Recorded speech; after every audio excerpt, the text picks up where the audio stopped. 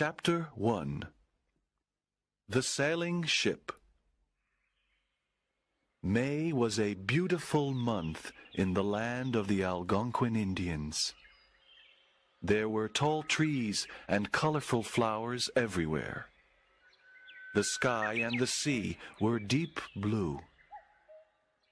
Pocahontas was the favorite daughter of Chief Powhatan. She was an Indian princess. Chief Powhatan was a powerful chief of the Algonquin tribe. Pocahontas was 11 years old. She was a lovely young girl with black hair and dark eyes. She wore a buckskin dress and moccasins. She had a feather in her hair. Pocahontas was always happy. She ran in the forest and danced in the fields. She sat on the hill and looked at the blue sea. On May 6, 1607, Pocahontas sat on the hill and she saw something strange in the bay. It was a big sailing ship. She was very surprised. The sailing ship was something new. It had big white sails and flags. She looked at it for a long time. Where did it come from? Why was it there? She was very excited. Pocahontas ran to her village to tell her father and brother the news. "Father, father," she said, "there's a big sailing ship in the bay. It has white sails and colored flags." Her father, Chief Powhatan, was outside his long house. He was a tall man with long black hair. He wore the feathers of an Indian chief on his head. He listened to the news, but he was not happy. "The white men are here," Powhatan said sadly. "This is bad news for our people. There is no peace with the white men here." Nantaquas was Pocahontas's brother. He was 18 years old. He was a strong Indian warrior. He looked at his sister and said, "In the past, the white people killed the Indians. They want to take our land." "Oh, Nantaquas, let's go to see the white people. Let's go to see their big ship," said Pocahontas. "You can go to see them, but don't go near the ship. Stay far away. Be careful," said Powhatan. "Remember, Pocahontas, white men are dangerous." Nantaquas and Pocahontas went to the river. There were many canoes near the river. They got into a small canoe. Then Nantaquas paddled down the river to the bay. In the bay, they saw the big sailing ship. There was a tall white man on the ship. He smiled at them. There were other white men, too. They all looked at the small canoe and at the two Indians. Pocahontas smiled at the white man. "Let's go to the ship," she said. "No," said Nantaquas. "it's dangerous. We don't know who these white men are. We can look and then go home. We must obey our father." The white man on the ship smiled again. "Look, Nantaquas," said Pocahontas. "that man has red hair and white skin. He's smiling at us. Look at his clothes. They are strange." Nantaquas turned the canoe and paddled up the river. When they arrived home, Nantakwa said, I saw a big sailing ship. There were many white men on the ship. Powhatan talked to his medicine men and tribe advisors. They all sat inside the longhouse for a long time. He said, White men bring us problems. They have a strange magic. They carry thunder sticks to kill our people. They want to take our land, our lakes, our rivers, and our forests. They can stay for a short time, but they cannot stay here forever. Let's watch them and see what they do. Chapter 2. Pocahontas meets John Smith. Captain John Smith and his men were happy to be in Chesapeake Bay. They wanted to establish a small settlement there. Captain Smith called the big river the James River, after King James I of Britain. On May 13th, 1607, he established the small settlement called Jamestown. Jamestown was on the James River. In Jamestown, the settlers built some huts, a storehouse, and a church. There were about 100 men in Jamestown in 1607. Most of them were English gentlemen. They came to the New World to find gold and riches. They did not want to be farmers. John Smith was angry with them. He said, You must all plant crops, hunt and fish. You must not be lazy. In Jamestown, there was little food. One day, Captain Smith and his men went into the forest to look for food. They walked for a long time. Then they met a big group of Indians. The Indians attacked them with their bows and arrows. They killed one of Smith's men. John Smith and his men killed 2 Indians. Then the Indians captured John Smith and took him away. After a long walk, John Smith stood in front of Chief Powhatan and his tribe. Everyone was silent. Pocahontas stood next to her father. She looked at John Smith. He was very tall. She looked at his red hair, his blue eyes, and his white skin. He was very different from the Indian men. John Smith spoke to the Indians in sign language and a few Indian words. Great Chief, I am a friend. My men and I want to live in peace with you. Powhatan and his medicine men did not like him. John Smith gave a compass to the great chief. Powhatan looked at it. He turned it around in his hand. Why did the needle always point in the same direction? He tried to touch the needle, but a piece of ice was in front of it. The ice wasn't cold. It didn't melt. Powhatan thought it was magic. All the Indians of the tribe looked at the compass. They were surprised at the white man's magic. Pocahontas liked John Smith and his magic, but her father didn't like him.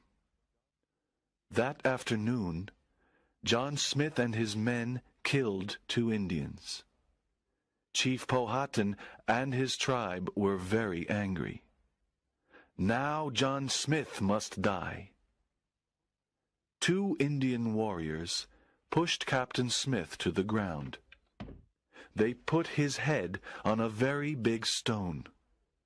Then the Indians picked up another big stone. They wanted to kill John Smith. When Pocahontas saw this, she said, "No, Father, please don't kill him. He isn't a bad man." Powhatan said, No, he and his men killed 2 Indians. He must die. The 2 Indians were ready to kill Captain Smith. One Indian raised his hand. "No!" said Pocahontas. She jumped forward and put her head above Captain Smith's head. "Please, Father, he must not die. Save him," said Pocahontas. Powhatan looked at his favorite daughter. He immediately told the 2 Indians to stop. Everyone was surprised at Pocahontas's courage. Pocahontas saved John Smith's life. After this, Pocahontas and John Smith became great friends. John Smith taught her English, and she taught him the Indian language. He gave her beautiful beads and trinkets. He told her about London and its enormous buildings. Pocahontas listened to Smith's stories. The King of England is called King James I. He lives in a beautiful palace in London, said John Smith. "Is he your chief?" asked Pocahontas. Yes, he's our leader, said John Smith. "What do the English ladies wear?" asked Pocahontas. They wear long, colorful dresses, shoes, and hats. They also wear jewels. "Are the English ladies beautiful?" Pocahontas asked.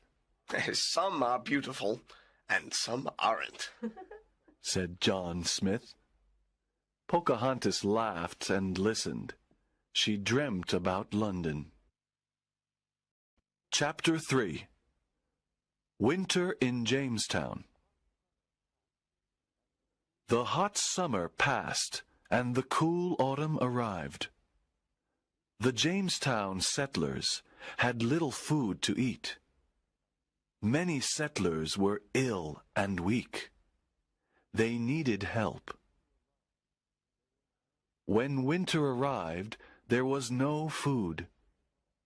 Pocahontas helped the Jamestown settlers. She asked her father for corn, meat, and other food. Pocahontas and other Indians brought the food to Jamestown in big baskets. The courageous Indian princess helped the settlers to live during the cold winter. Ships came to Jamestown from England.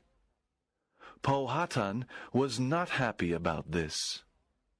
More white men came to the New World. Powhatan was afraid of them. He was afraid of the future. One winter day, Powhatan sent an Indian messenger to Jamestown. He had a message for Captain Smith. "My chief Powhatan wants to speak to you. Follow me." John Smith followed the messenger to Powhatan's village. Powhatan was in his longhouse. John Smith sat next to him. "We have no more food to give to your people. You must all leave this land now," said Powhatan. "Why must we leave?" asked John Smith. The 2 men talked for a long time. At midnight, Powhatan said, "It is very late. You can sleep in the small cabin near the river." Captain Smith accepted the invitation. He went to sleep in the small cabin. During the night, John Smith heard someone at the door. He got up, opened the door, and saw Pocahontas. "What a surprise to see you, Pocahontas. Please come in." "Oh, Captain Smith, your life is in danger.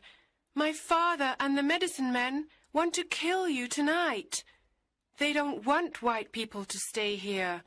You must run away now." Dear Princess, you are saving my life again. How can I thank you? What can I give you? Asked Captain Smith. Run away now. Save yourself.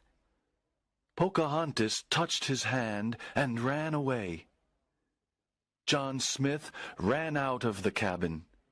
He walked to Jamestown in the middle of the night. When he arrived in Jamestown, he told the settlers that Pocahontas saved his life again. After this adventure, Captain Smith returned to England. In Pocahontas's village, everyone thought that Captain Smith was dead. Everyone said that he was killed by a gunpowder explosion. Chapter 4. Chief Powhatan declares war. More and more white settlers came to Jamestown. Jamestown was part of the Virginia colony. Chief Powhatan was angry. He declared war on the little colony. There was a lot of fighting. Pocahontas was 17 years old. Powhatan wanted to protect his favorite daughter. He sent her to live with the Potomac tribe. The Potomac Indians were friends of the white people. Pocahontas was safe with them. Powhatan said to Pocahontas, You must stay with the Potomac Indians. You must not go to Jamestown. We are at war with Jamestown. Yes, Father. Pocahontas liked her life with the Potomacs. Chief Japazaws was the head of the Potomac tribe. His wife was Pocahontas's friend. Chief Japazaws and his wife were friends of Captain Samuel Argall. Captain Argall was an English explorer. He lived in Jamestown. One day, Captain Argall went to visit Chief Japazaws. When he saw Pocahontas, he said to the chief, Come to see my ship. I want to show you a lot of interesting things. We can eat on the ship. You are very kind, said Pocahontas. I want to see an English ship. Chief Japazaws and his wife wanted to see the ship too. Captain Argall took Pocahontas, Chief Japazaws, and his wife to the big sailing ship. They looked around the big ship. They saw the tall masts and the white sails. Then they ate delicious food. Pocahontas was very happy and said, Thank you for a wonderful day, Captain Argall. At sunset, Chief Japazaws and his wife left the ship in a canoe. But Pocahontas did not leave. She was Captain Argall's prisoner. He tricked her. Why can't I go with my friends? Asked Pocahontas. She looked at the canoe and saw her friends. Chief Japazaw's wife had a new copper kettle and a basket full of colored beads. Chief Japazaws and his wife helped Captain Argall capture Pocahontas. The copper kettle and the colored beads were their payment. Pocahontas cried. She had no true friends. She asked, What is happening? Why am I a prisoner? Captain Argall said, I don't want to hurt you, Pocahontas. I want to take you to Jamestown and keep you there. When your father returns the weapons he took from us, I can free you. Then you can return home. Your father loves you. He must return the weapons. Pocahontas was a prisoner, but she was not afraid of Captain Argall. She was not afraid of the white people. Captain Argall took her to Jamestown. Everyone in Jamestown liked Pocahontas. They remembered that she saved Captain Smith's life twice.